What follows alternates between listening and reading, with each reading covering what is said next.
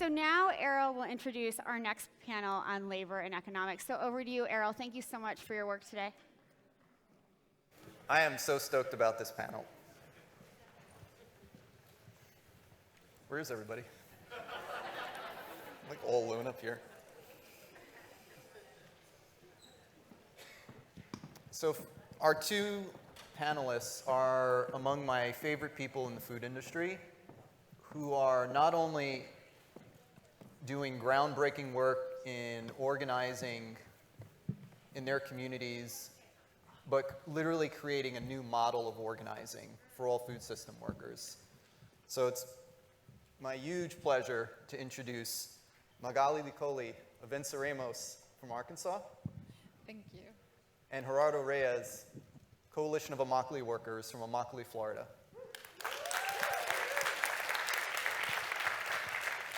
Thank you guys for making this trip to frozen Austin.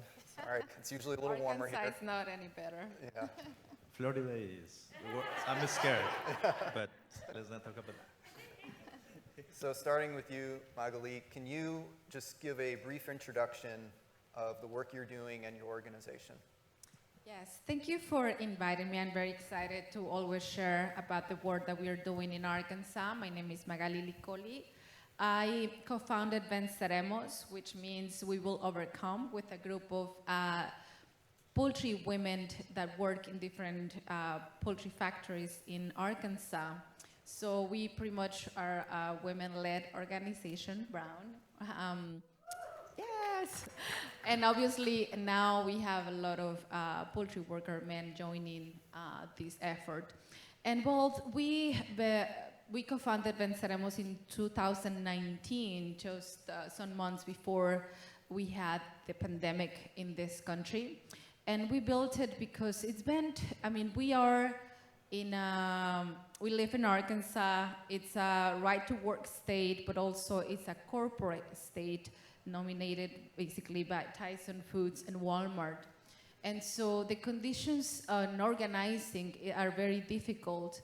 And since I began doing this work since 2014, trying to seek solutions to address the issues that were happening and have been happening for decades. And in 2019, with the help of many organizations, including the Coalition of Immokalee Workers, we founded Venceremos with the idea to ensure the dignity of poultry workers. And also with the idea of adopting the worker-driven social responsibility model, which is a proven strategy to improve labor conditions at corporate supply chains through legally binding agreements between worker-led organizations or corporations atop those supply chains. And we're here. Awesome. Gerardo? Well, we come from a reality in which we have pursued two main goals since the beginning of the Coalition of Immokalee Workers, founded in 1993. I got involved in 1999 because there was a case of modern-day slavery. And through meeting these workers and our own conditions brought us to meet with the coalition.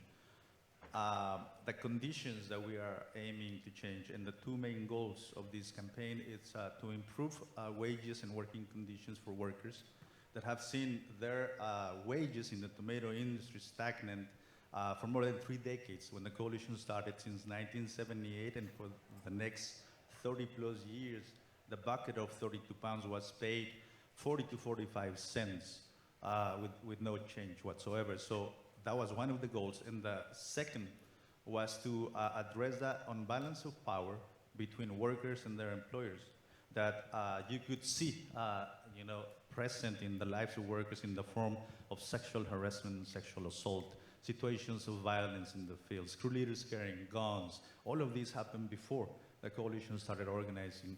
And along with this, situations in which, while you already pour disenfranchise and abuse, in the most extreme cases, workers would get, in cases of modern-day slavery, forced to work at gunpoint. That was not the only case. There's been several cases that have taken place That's our context. That's where we come from. The way in which we have been pushing against all of this, it's through the market, through like first trying to bring the growers. We knew that it was not going to change the industry as a whole, but we knew that if we were to align with the buyers, to join forces in conditioning purchasing to the implementation of rights that include zero tolerance policies for modern day slavery, child labor, which are in place now, and sexual assault. And every other violation a worker can complain right now, because we have created a power, but I'm going to talk a little bit more about that a little later. Basically, as workers, we didn't have much than a huge dream when we started fighting. You know, as a community, the focus was with the growers first, but then we realized that it was a matter of power, where workers needed to have the power to be able to negotiate something that was not abusive, to negotiate and to push out of this industry all the most egregious abuses that I mentioned. So that's where we started with the campaign for fair food. We started with Taco Bell. There was a boycott of 4 years, several attempts at communicating with them that failed, brought us to that point. We were one of the poorest communities in the nation, and we were able to then bring them. And since then until now, there's 14 agreements. That's the power that we're talking about, that is now protecting workers in the fields, and that is now also serving, you know, to address issues in other industries.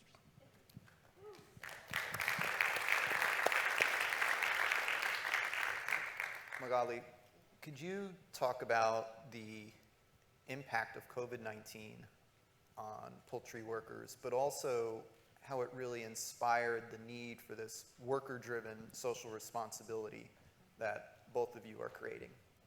Yes, as I mentioned before, when we built Venceremos, we were fighting for the dignity of these workers, because these workers were facing issues with the line speed that was already too high, was at 145 chickens per minute. Workers, all of these workers have respiratory problems because of the high amount of chemicals at those plants. So when the COVID hit, I remember that we were meeting in a church while we were getting the resources to build Venceremos. And I remember back in March when these women workers were just, I mean, we didn't know anything about the virus. We only knew that it was killing people, that it was already here in the country. And also we began hearing cases of outbreaks in other processing plants in the north part of the US. And so the workers were just terrified, because they, as the industry, they are not allowed to practice social distancing. They work shoulder to shoulder because they pretty much act as machines. They have to do a repetitive motion, and they are not allowed to have enough breaks. And so these conditions, these persisting conditions, were alarming these workers that didn't have any leverage to even fight for their own rights. They don't even have rights to begin with. And so I remember these workers were so terrified, because they knew that it was just a matter of time that they were facing that situation. And I remember that during the time when the economy shut down, most of the people went home to be saved, but the essential workers had to remain in their jobs. But not only that, they faced the lack of protections from corporations and also from the government. I remember during those months, it was March, April. By April, the former president, Trump, was already protecting these companies by not allowing them to shut down, because they were crucial to maintain the people in the US. And so I remember that we didn't have any ways to file any claims with OSHA. OSHA was not doing anything to prevent the spread of COVID in the plants. the USDA, instead of decreasing or setting a line speed that was humane to these workers, what they did was to provide waivers to multiple companies to increase the line speed to 174 birds per minute.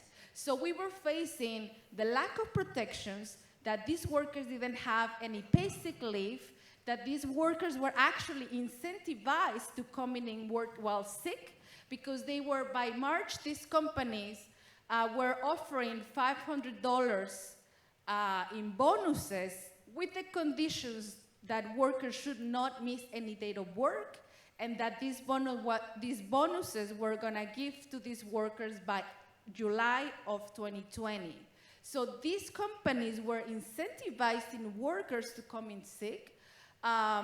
Workers don't have paid sick leave. By history, they are used to come to work while sick, because if they miss work while sick, they will get a point, a disciplinary point that ultimately will mean that they will lose their jobs if they reach to 14, 13 points. So the conditions were there, and I remember these workers were just too desperate, and we didn't have any ways to fight unless we used our own power, and that's what we did. We couldn't meet in person, but we had to be very strategic about how to do that. The fear was there, so we pretty much had to re-strategize everything and to do everything through calls and through Zoom. But also we had to split the workers by plants. So all the workers had to address the issues in their plant, to fight back, to stand up. And so that's what we did. At a point by June of 2020, we were organizing 5 different plants in the Northwest Arkansas. Workers were doing worker petitions. We were doing actions outside the plants. We were doing car caravans. And by December of 2020, historically, workers at the Georges plant went on a strike demanding protection. So that was, I think, Venceremos was just a space for workers to create power. And it's been just beautiful to see that these workers, before the pandemic, where they were too terrified to stand up, but they were more terrified to lose their lives and to get their families sick than losing their jobs. So we had just to take this as an opportunity to create workers' power and to move forward with that.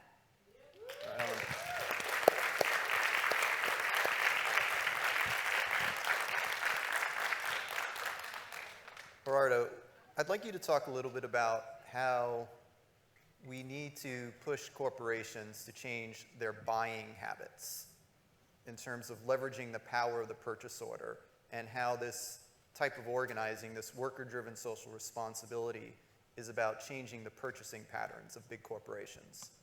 Exactly. Well, for us, this is an issue, of workers needing to have the power to be able to negotiate what is fair.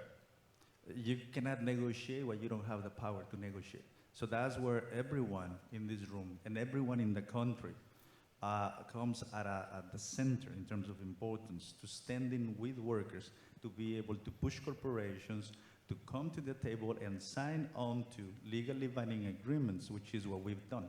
Since 2000, we started to talk, analyze. Once we did the last action focusing on the agricultural industry, we realized the buyers are bigger, more powerful.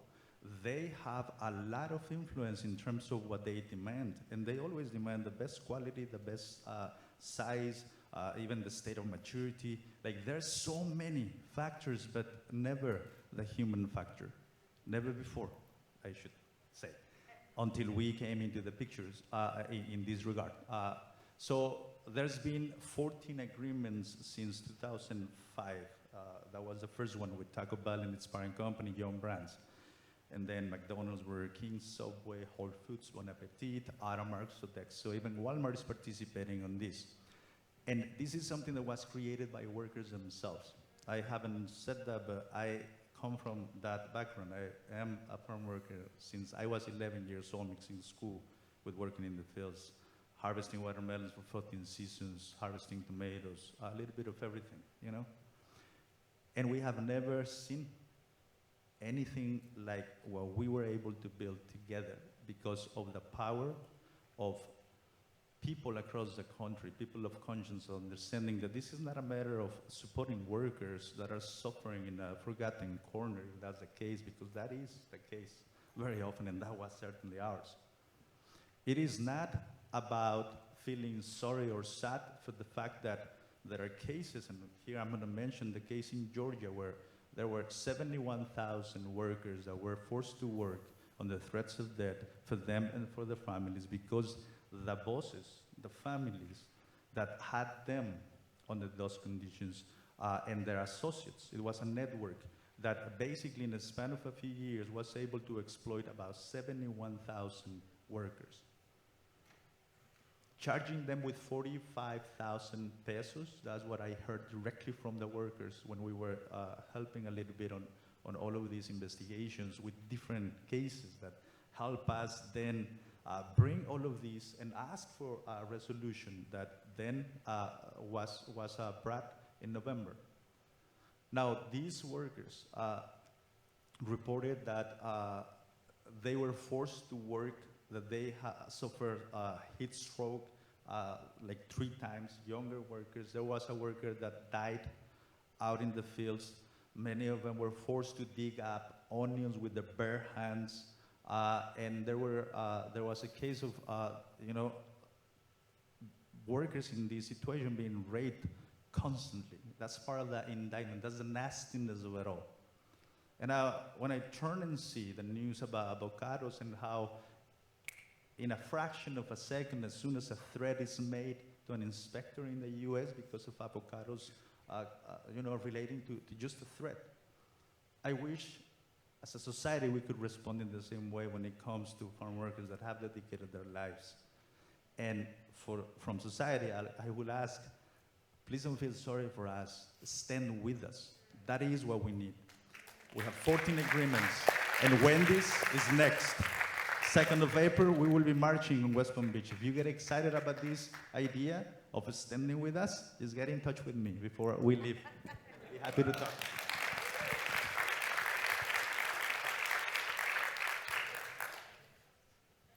Magaly, we're going to need to close it out. So how can folks support the work you're doing in Arkansas, in the shadow of big chicken, of the big chicken monopoly?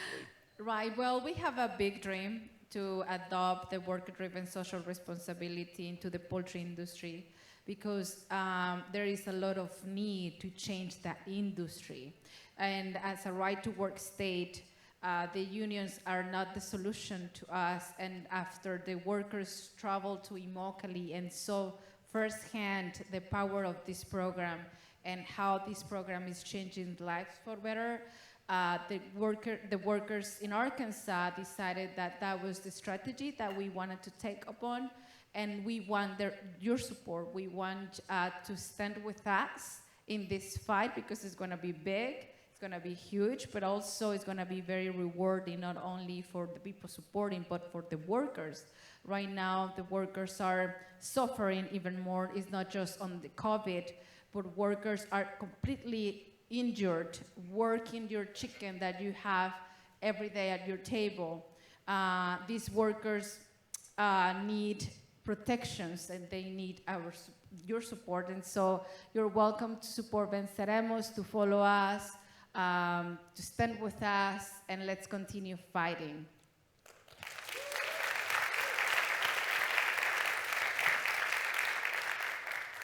Gerardo, are there any companies locally that maybe folks should stop by those restaurants and ask why they're not signed on to the Fair Food Program and Coalition of Immokalee Workers programs? There are many companies that are... Sorry. I got excited. I got too focused and too comfortable. Sorry. No, there are in the case of the boycott of Wendy's, we're asking people not to support this business until Wendy's realizes that this is not a matter that is going to be solved with PR. you know? What they do is try to escape using language that doesn't really solve anything but confuses people. What we have has prevented modern day slavery, sexual assault, and is preventing also child labor. Those are mandatory things. And then every other abuse that happens has a resolution. We need Wendy's to come to the table. And we're asking people to also visit our website, print a letter, go and talk to the managers of these restaurants. That's how we have convinced 14 other corporations, with a couple of exceptions that didn't need it, like a lot of pressure.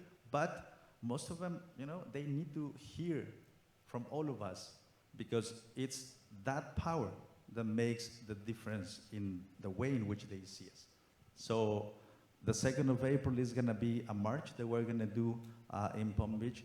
Here locally, I mean, there's other companies like Kroger, for example, like other supermarkets, other chain food, different like retail food industries. There's 80% in essence that is not participating in helping us implement the Fair Food Program.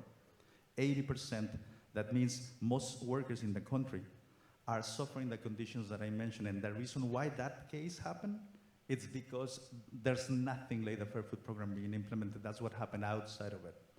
And we want to expand this. And that's where we're going. So thank you very much. Folks, Gerardo, Reyes, and Magaly, Licolli.